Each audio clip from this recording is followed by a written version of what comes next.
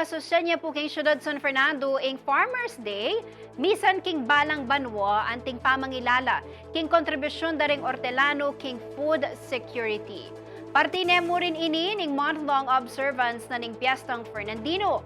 At king selebrasyon nga ning banwa, ami daon inyang Lunes, May 13, miras lang may 380 amanasan at ortelano at atanang mais, pale at aliwapa, rempong mekatanggap cash subsidy at 1,000 hanggang 2,000 pesos.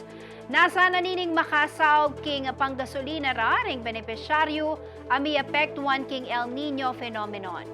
Kilala ra mo naman ing ding opisyal na ning lokal a kapanibalan ning syudad ing ulaganing pamamye suporta karing ortelano lakwas na king dry season nung kapilan masiri ing pali at meki kakulangan king danom.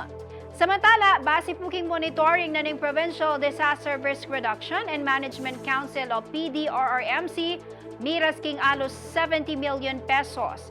Ingalaganing mega sira kareng tanam apale, mais, 10 kamoti, king mabilog alabwad kapampangan.